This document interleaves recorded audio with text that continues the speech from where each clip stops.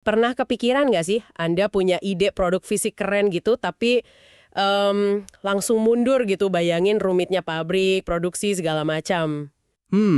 Sering banget itu. Kayaknya jadi penghalang ya. Nah, kali ini kita coba bongkar nih bab 3 meraih kesuksesan di pasar dunia dari materi yang kita punya.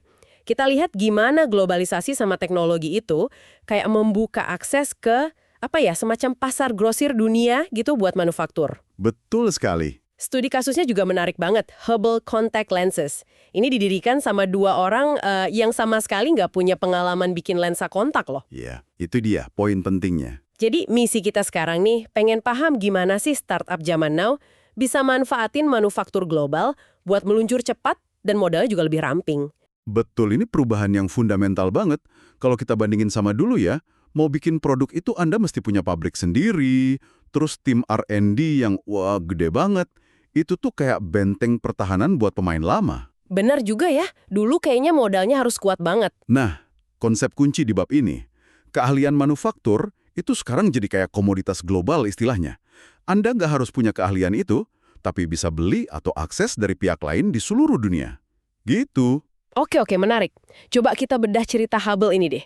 Ada Ben Cogan sama Jesse Horwitz, dua lulusan Ivy League. Mereka lihat pasar lensa kontak harian di AS itu mahal banget, tapi kan mereka nol pengalaman manufaktur. Kok bisa nekat gitu ya? Terjun ke produk medis lagi? Kuncinya yaitu tadi, akses ke pasar grosir dunia itu. Mereka sadar, mereka nggak perlu bangun pabrik dari nol. Bisa cari mitra manufaktur global yang udah ahli. Oke. Nah, pencariannya pun strategis. Mereka pakai networking, terus menentuin kriteria yang ketat soal kualitas, harga, kapasitas produksi, dan yang penting banget nih, cari produsen yang udah punya izin FDA, semacam BPOM-nya AS gitu kan, penting buat pasar sana. Iya. Standar kualitasnya harus jelas ya. Betul. Akhirnya mereka ketemu sama Sunshine Optical di Taiwan. Menarik, tapi Sunshine ini kan perusahaan udah mapan ya. Kenapa mereka mau ambil resiko sama startup baru kayak Hubble yang belum ada rekam jejaknya? Apa cuma karena ngelihat potensi pasar AS saja? Ya, potensi pasar AS memang gede sih. Itu jadi daya tarik utama, nggak bisa dipungkiri. Tapi lebih dari itu, kayaknya Hubble berhasil meyakinkan Sunshine dengan visi sama model bisnis mereka. Oh, jadi ada pitching yang bagus juga ya? Bisa dibilang gitu. Dan era sekarang ini juga bikin produsen kayak Sunshine jadi lebih terbuka sama klien baru yang inovatif.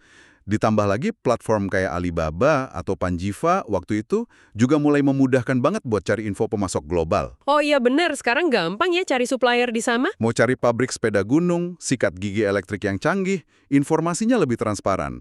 Nggak sesulit dulu lah pokoknya. Jadi emang aksesnya lebih gampang ya sekarang ya. Di bab ini juga disebut soal jumlah pesanan minimum, MOQ itu, yang katanya cenderung lebih rendah. Terus dapat sampel gratis juga lebih mudah. Beda jauh sama dulu ya. Jauh banget. Terus fakta yang paling bikin kaget. Hubble itu diluncurkan cuma dengan sekitar 24 karyawan. Nggak ada staf manufaktur atau R&D internal sama sekali.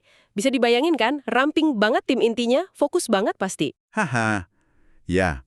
Fokus dan mungkin stok kopinya banyak ya. Implikasinya memang gede banget. Startup jadi nggak wajib punya pabrik. Ini menggeser fokus mereka secara radikal. Geser kemana tuh fokusnya? Tantangan utamanya bukan lagi gimana cara bikin barangnya, tapi lebih ke gimana bangun merek sama ngelola pengalaman pelanggan. Hubble contohnya, dia posisikan diri bukan sekedar alat medis, tapi kayak merek gaya hidup. Oh, jadi brandingnya kuat ya? Betul. Terus mereka juga harus pinter ngurusin logistik pelanggan, termasuk verifikasi resep dokter yang, wah, itu lumayan rumit tuh. Bahkan sebelum produksi massal, mereka juga cerdik, bikin semacam eksperimen permintaan. Kayak uji coba pasar skala kecil gitu, buat mastiin ada pembeli sebelum investasi gede. Wah, pinter itu. Jadi ngetes pasar dulu ya? Iya, ini nunjukin fokusnya ke sisi demand atau permintaan, bukan cuma mikirin supply atau pasokan aja. Oke. Jadi ini sebenarnya kabar baik ya buat Anda semua yang mungkin punya ide produk nih. Penghalang buat mulai, setidaknya dari sisi produksi fisik, udah jauh lebih rendah berkat ekosistem global ini. Kesempatan jadi lebih terbuka lebar ya. Tepat sekali. Inti dari bab 3 ini, yaitu globalisasi rantai pasok secara fundamental udah ngubah lanskap persaingan dan cara merek dibangun. akses ke manufaktur berkualitas itu bukan lagi cuma hak eksklusif perusahaan raksasa. Jadi lebih demokratis gitu ya? Bisa dibilang gitu. Wirausahawan yang punya ide bagus, strategi cerdas, sekarang punya jalur yang lebih kebuka. Keahlian produksi itu udah terdemokratisasi istilahnya. Nah, ini menarik banget. Sebagai penutup nih, mungkin satu hal buat Anda pikirkan. Kalau bikin produknya sekarang relatif lebih gampang diakses gara-gara pasar grosir dunia ini, terus tantangan terbesarnya sekarang buat merek-merek baru itu apa dong? Bukan cuma buat lahir ya, tapi buat beneran tumbuh, bertahan, dan ngerebut hati pelanggan di tengah persaingan yang makin padat ini. Kayaknya jawabannya bukan di pabrik lagi ya. Pertanyaan bagus tuh buat direnungkan. Mungkin fokusnya udah beda banget sekarang.